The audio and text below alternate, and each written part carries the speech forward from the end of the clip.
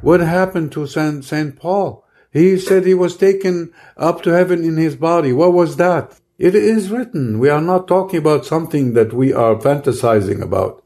Those are events that happened. They are left for us, written in order for us to be inspired by them. I've never asked you this, but you've talked about it without talking about it. You've had the same experience. Yes. I had the same experience 3 times. Each time different? Each time was different, transformation, but the transformation itself was the same. I mean, what did you see? Can you talk about it? And I went up to the 3rd heaven,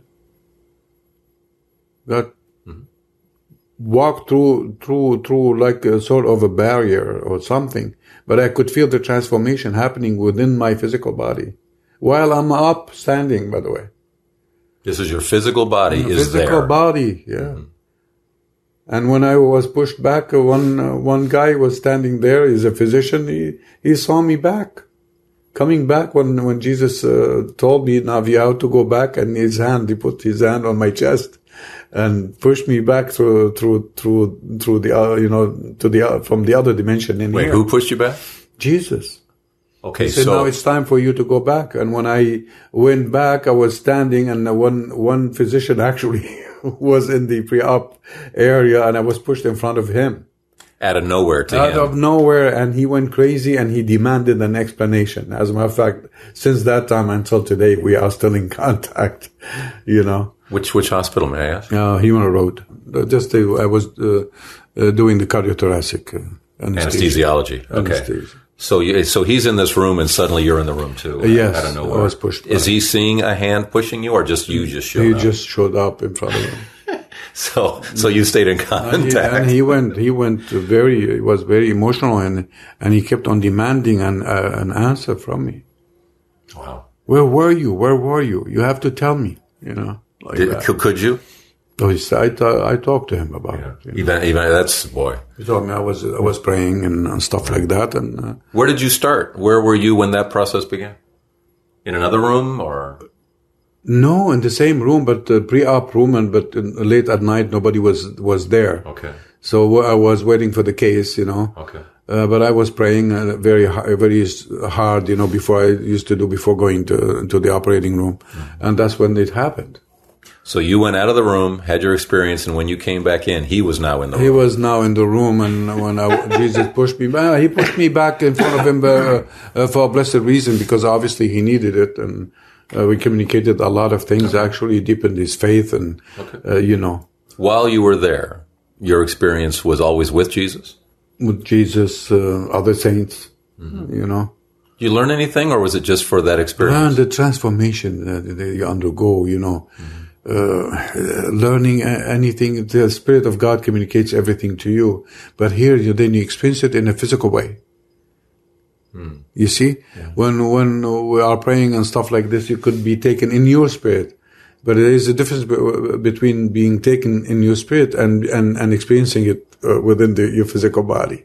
Wow, you got the whole thing. It's the whole thing, yes, deeper, because everything is within the Son of God, and He is the body, and you experience Jesus in a deeper way, and it gives you a better view or deeper understanding of the nature of the Son, and it explains to me in more detail about the mystery that says, and the fullness of God dwelt in that human being. It's something so great we have to talk about. Do you have any idea? I know there's no time, but do you have any idea what time felt like during that time? I didn't feel any time at all. But there's a passage of time there, yes, because there's succession of events in there when you are experiencing, when you are seeing, when you are, when things are communicated to you are communicating with other. With what God, with whomever God wants you to communicate with. It's hard for people to. I've heard people say, "Gee, I don't know about it. It just sounds like it's boring." And there has to be a feeling that you have when you're there that just never ceases. Yes. Yeah, you see The difference is so huge between there and here when it comes to every single one of us. In here, the events come our way. Over there, you become a co-participator when it comes to the creation. And God experiences within you as a free-willed being, that chooses whatever experiences you wanna choose, let's say. You see? So whatever you choose, you experience, but at the same time, the mind of God, gets the feedback from your own experience, and it goes back and forth and back and forth. It's like you're living in this body as a spirit, and you are meeting the requirement, let's say, of that body, and the body gives you feedback of whatever it's experiencing itself.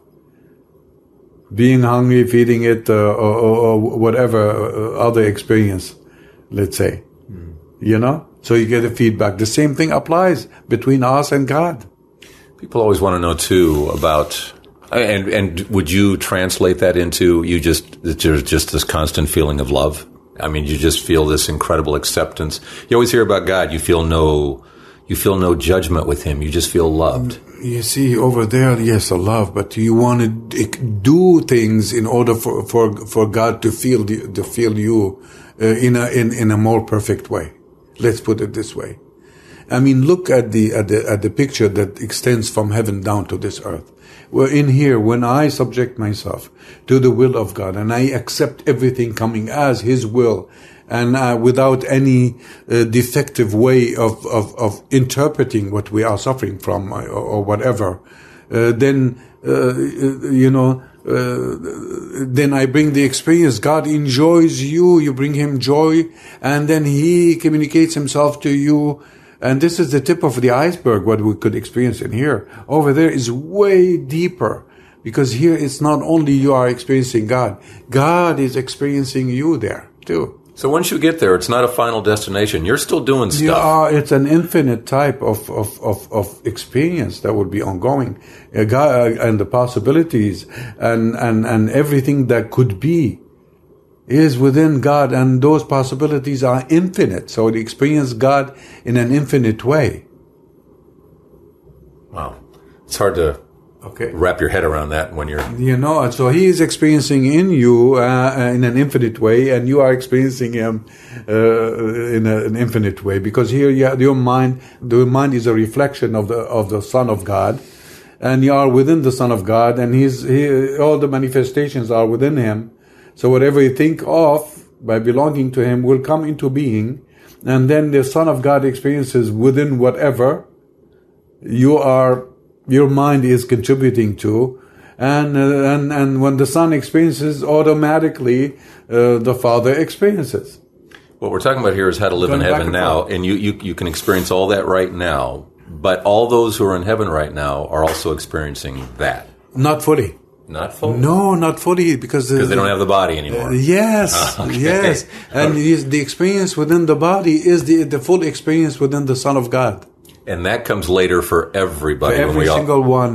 When He completely surrenders everything back to the Father. So and everything that is within Him that failed, when He surrenders back to the Father, then this will the real experience. Are we talking about your very first experience in heaven? The experience at the hospital? No, it was not the first. Oh. No, which number is this? But one, I'm mentioning this. Let's stay on this one. That's the second one. This was the second one. Okay. What do you remember? In the body. In body, because correct. In spirit, I have a lot about that. Okay. Okay. There is, yes, I understand. Yeah. Spiritually, you've been there many times. Physically. But physically, as St. Paul talked about. Yes. On this particular trip number 2, what do you remember seeing? What do you remember? Because everyone wants to know what it looks like and all that. What do you remember seeing? It's all light. There is a fullness of manifestation. There is no defect whatsoever. What I mean by that, there is no emptiness whatsoever. Everything is occupied. The fullness of the mind of God is manifested within the fullness of the Son of God. So you see light. You see colors like you've never seen before. Light and colors and things reacting. There is no inanimate matter. everything's alive. There is no inanimate matter whatsoever. It's all alive, all interacting. Wow. Yes. That's the best way I can put it. Wrap your head around that one. Because we hear things like that have been written of people who have seen things like that. I haven't read anything. No? Okay. Yeah. Anything else about that particular trip? That particular trip was not only for me, it was for that man too. Mm-hmm. That's one thing, because everything... What a gift to him. What a gift. Yeah, great gift.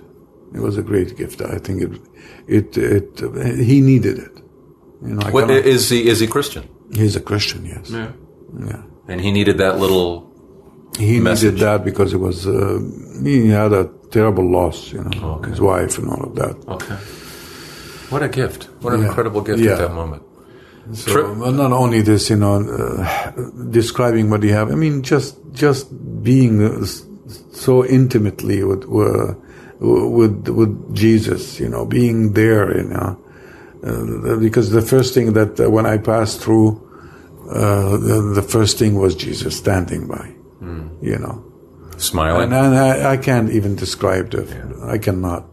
No matter how you cannot give it, you know, the full meaning of it.